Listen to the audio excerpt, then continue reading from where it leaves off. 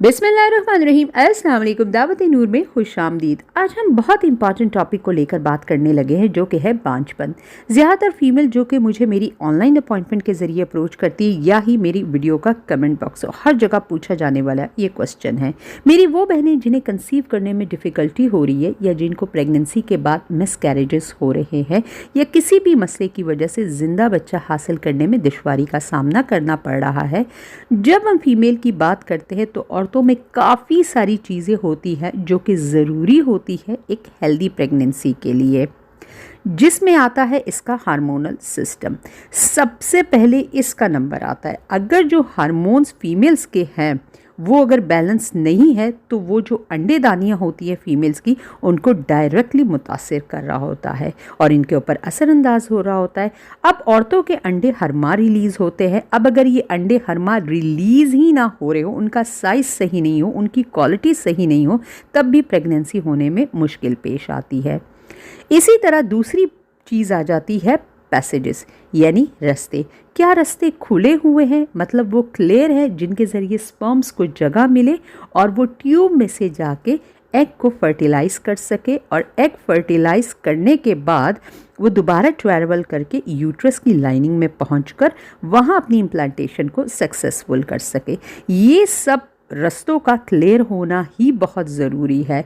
बहुत इम्पॉर्टेंट है कि पैसेजेस खुले हो और क्लियर हो। अगर ये बंद होंगे तो प्रोसेस स्टार्ट ही कैसे होगा। तीसरे नंबर पर आ जाते हैं जो कि कुछ छोटे फैक्टर है। वो ये हो सकते हैं कि यूट्रस की शेप क्या है, यूट्रस की पोजीशन क्या है, सर्विक्स की पोजीशन क्या है। इसके बाद सर्विक्स यानी जो रहम का मुंह होता है, इसके अंदर थोड़ी सी म्यूकस मौजूद होता है जो कि म्यूकस प्लग कहलाता है। इस म्यूकस प्लग की कंसिस्टेंसी क्या है, ये सब चीज़ें मैटर करती है। किसी भी कपल की फर्टिलिटी को जांचने के लिए अगर सर्विकल म्यूकस सपोज कर ले कि बहुत ज़्यादा थिक है तो मुमकिन है कि स्पर्म्स इसमें पेनिट्रेट ही ना कर सके, तो वो अपने रास्तों पर सही नहीं पहुंच सकेंगे। तो इसीलिए हम आज इन चीज़ें डिस्कस करेंगे कि और इन वजूहात पर बात करेंगे कि किस तरह से नेचुरली तौर पर फर्टिलिटी के चांस को इंक्रीज़ कर सके। आप अपनी डाइट से वो चीज़ें जो कि इनकी फर्टिलिटी को मुतासिर कर रही है और चीज़ें वो कौन सी हो सकती है जिनको हम ज़्यादा इस्तेमाल करें कि हमारी एग की क्वालिटी को बेहतर बना सके और इसी तरह से आपके पार्टनर के स्पर्म्स को भी बेहतर बना सकती है। जो इम्पॉर्टेंट चीज़ें हैं इसमें एक चीज़ ये भी इम्पॉर्टेंट है कि हम अपने फर्टाइल टाइम को सही तौर पर अवेल करते हैं कि नहीं करते हैं। अब ये है कि आपको बता दें कि 25% जोड़े ऐसे खुशनसीब होते हैं जो कि शादी के पहले 3 माह में ही कंसीव कर लेते हैं। बाकी जो 75% कपल है इनको टाइम लग सकता है 6 माह से 1 साल तक कंसीव करने के लिए। अब वो कपल जिनको पहले 3 महीने में प्रेगनेंसी नहीं होती, इनको घबराने की ज़रूरत नहीं है, क्योंकि कभी कभार ऐसा भी होता है जब सब चीज़ें बिल्कुल सही होती है, इस सूरत भी बास कपल को कंसीव करने में मुश्किल दरपेश आ सकती है। तकरीबन 6 माह से 1 साल तक का वक्फा लग सकता है। सबसे पहले मैं आपको बताना चाहूँगी कि फर्टाइल पीरियड होता क्या है। फर्टाइल पीरियड ये होता है कि जब आपके महीने के वो दिन चल रहे हो जब आपके एग के फर्टिलाइज होने के ज़्यादा चांसेस होते हैं। अच्छा, ज़्यादातर लोग ये मिथ होते हैं कि मेरे पीरियड से 12-13 दिन या 14वां दिन मेरे एग फर्टाइल हो जाएंगे। ऐसी कोई बात नहीं है। हमें हर औरत के साइकिल के मुताबिक इसका फर्टिलिटी टाइम को मालूम करना होता है। फर्टिलिटी टाइम आपका जब आप पीरियड आने वाले होते हैं तो इससे ज़्यादा 14वां दिन होता है, यानी पीरियड्स आने के बाद से आपको टाइम कैलकुलेट नहीं करना होता है, बल्कि जब आपके पीरियड्स को आने में 12 से 13 दिन रह जाए इस वक्त से आपको इसको शुमार करना है। अच्छा, समझ ले कि एक औरत का साइकिल 40 डेज़ का है। इसको फर्स्ट जो डेट हो उसको पीरियड आए और फिर दोबारा इसको अगली माह की 10 तारीख को पीरियड आए, मतलब इसको साइकिल लंबी है और 40 डेज़ के बाद इसको पीरियड आते हैं। यानी इनका जो फर्टिलिटी टाइम आमतौर पर 26 से 28 तारीख का होगा। तो इस तरह से हर औरत को चाहिए कि वो अपनी साइकिल का हिसाब रखे। इसी तरह से जिन लोगों की साइकिल शॉर्ट है, मतलब 28 डेज़ की है, 26 डेज़ की है, जो कि नॉर्मल होता है, तो इनको भी इसी तरह से 12 या 14 दिन पीरियड आने से पीछे जाना है। तो इनका जो 12वां या 14वां दिन मोस्ट फर्टाइल टाइम है। अब आपको ये बताती चलूँ कि मेल के जो स्पर्म्स की जो लाइफ होती है वो काफ़ी लंबी होती है। वो 4 से 6 दिन तक ज़िंदा रह सकते हैं, जबकि फीमेल्स के जो एग है इसकी लाइफ इतनी लंबी नहीं होती है। वो तकरीबन 48 घंटों तक ज़िंदा रह सकता है, सही हालत में रह सकता है। तो इस तरह से अगर इंटरकोर्स 2 से 3 दिन पहले भी एग के रिलीज़ होने से हुआ हो तब भी कंसीव करने के चांसेस होते हैं, और इसी तरह एग के रिलीज़ होने के बाद विदिन 2 डेज़ में भी इंटरकोर्स हुआ हो तब भी फर्टिलाइजेशन की चांसेस है। अब हम बात करते हैं कि कैसे आपको पता चलेगा कि ये आपका ओव्यूलेशन टाइम है, क्योंकि बहुत सारी ख़वातीन मुझसे कमेंट में पूछती है कि मुझे कैसे पता चलेगा कि मेरा ओव्यूलेशन टाइम है, और कुछ कहती है कि मुझे तो पता चल जाता है कि मुझे ओव्यूलेशन हो रही है, तब हम इंटरकोर्स करें तो प्रेगनेंसी हो जाती है। तो आपकी आसानी के लिए बताती चलूँ कि बड़ी छोटी छोटी सी चीज़ें होती है जिसको आपने नोट करना होता है। एक चीज़ ये है कि बेसल बॉडी टेम्परेचर, यानी आपकी बॉडी का जो बेसल टेम्परेचर है, इसके लिए आपको एक स्पेशल मीटर दरकार होता है जिसके ज़रिए से आप अपनी बॉडी के टेम्परेचर को मेजर कर सकते हैं। इसके लिए जो आपने शुरू के दिन जो होते हैं, जो पीरियड्स आने के बाद आपका हाफ डिग्री तक बॉडी का जो ये टेम्परेचर है, सर्टेन बॉडी टेम्परेचर जो है ये ड्रॉप रहता है, और जैसे ही ओव्यूलेशन का टाइम आता है तो ये हाफ डिग्री जो ड्रॉप टेम्परेचर है ये इंक्रीज़ होकर बढ़ जाता है। इसी तरह से कुछ टाइम के लिए आपकी बॉडी हाफ डिग्री तक रेज टेम्परेचर के साथ रहती है, मतलब बढ़े हुए टेम्परेचर के साथ। अब बात ये है कि ये टेम्परेचर मेजर कैसे करना होता है, ये भी बहुत इम्पॉर्टेंट बात है, क्योंकि ज़्यादातर लोगों को ये नहीं पता कि इसको किस तरह से मेजर करना है। तो इसमें ये करना है कि आपको सोकर उठे तो इवन बैठने से भी पहले, आप बात करने से भी पहले आप अपना टेम्परेचर मेजर करें। ये नहीं कि आप अपने बेड से उठे, टेम्परेचर का जो थर्मोमीटर है वो लेने के लिए और तब इसे चेक करें, ये गलत है। आपको सोने से पहले इसे अपनी बेड की साइड के करीब रखना होगा, और फिर जब अगली सुबह उठे तो लेटे लेटे इसे आप चेक करें। इसी तरह अगर पूरा महीना टेम्परेचर चेक करती रहेंगी तो आपको पता चल जाएगा कि आपका ओव्यूलेशन टाइम कौन सा है।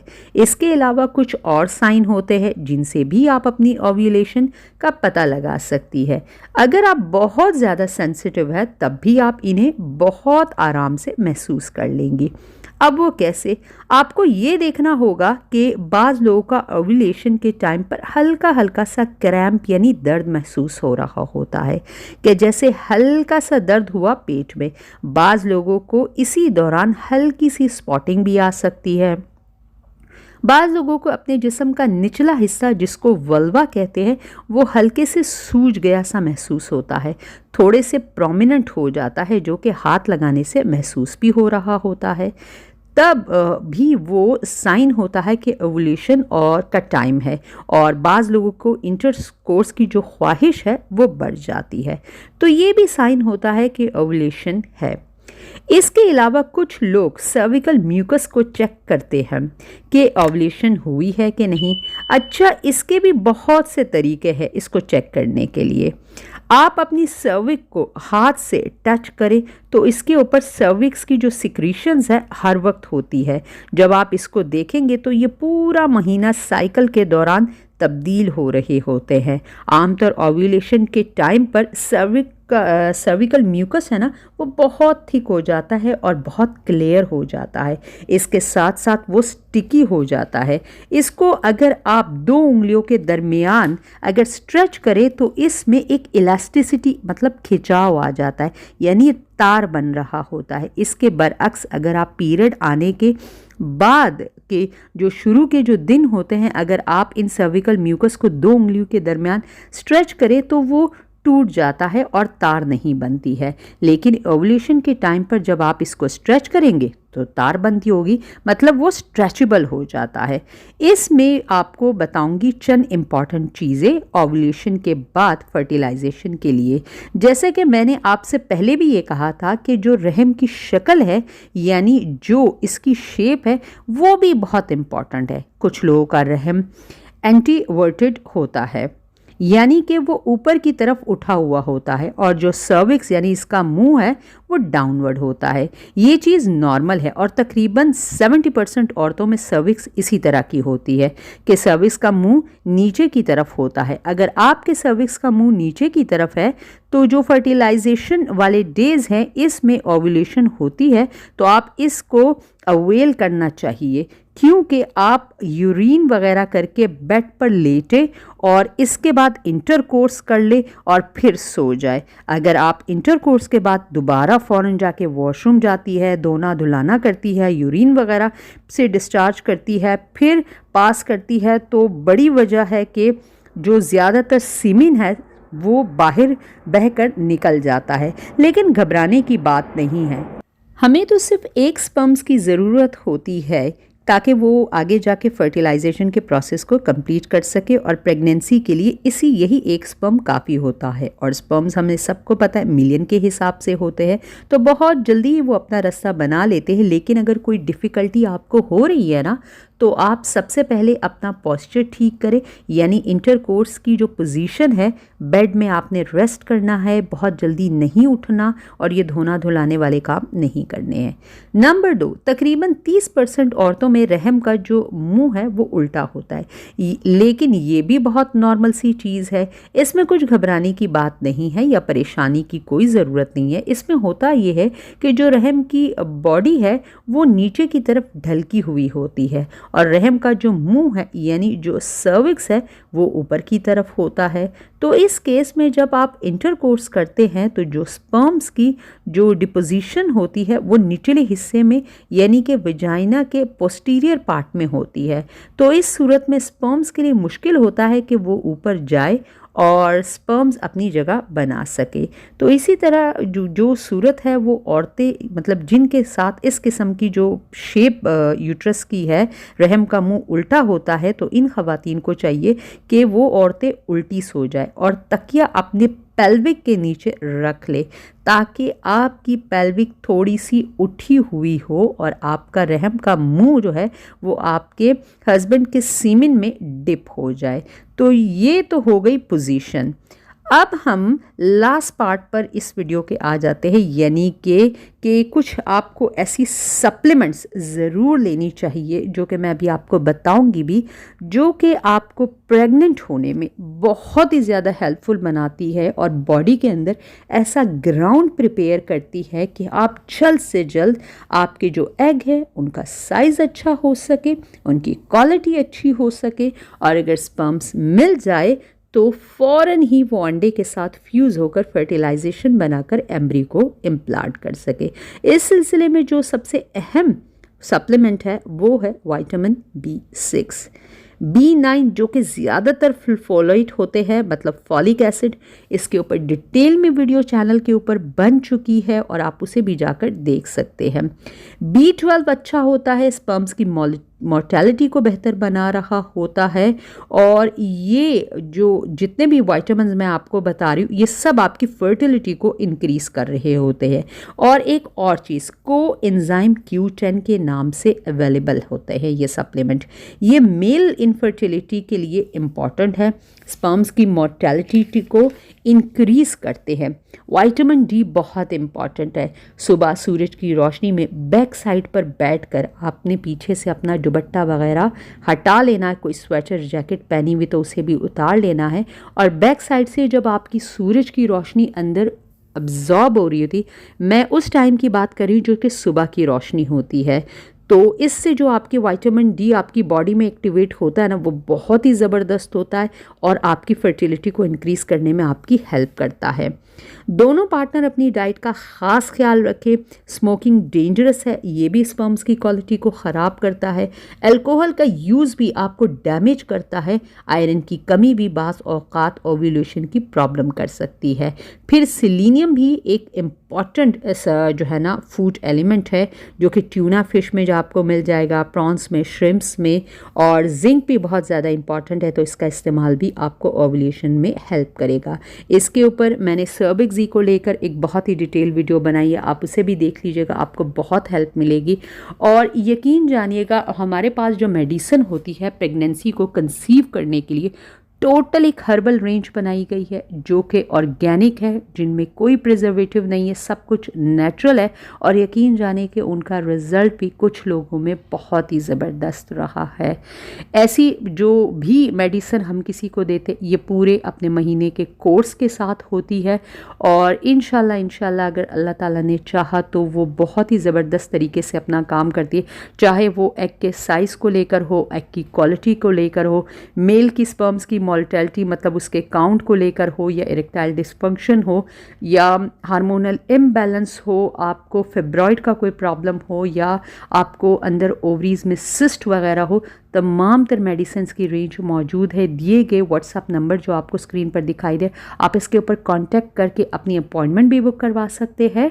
और आप अगर चाहे तो मेडिसिन भी डायरेक्ट मंगवा सकते हैं। आप मेरे बाकी चैनल का विजिट कीजिए, बहुत ही अमेजिंग आपको यहाँ पर रेमेडीज़ प्लस इन्फॉर्मेशन मिलेगी। और इस वीडियो को जिन लोगों को इसकी ज़रूरत है सदका जारिया की नीयत से, उनके साथ आपने ज़रूर शेयर करना है। दोबारा किसी इन्फॉर्मेटिव वीडियो के साथ आपकी खिदमत में हाजिर होंगी। तब तक उम्मीद करूँगी कि आपने चैनल को ना सिर्फ सब्सक्राइब कर लिया होगा, बल्कि वीडियो को एक अमेजिंग सा लाइक भी दे दिया होगा। इजाज़त चाहिए मुझे। अल्लाह हाफिज़।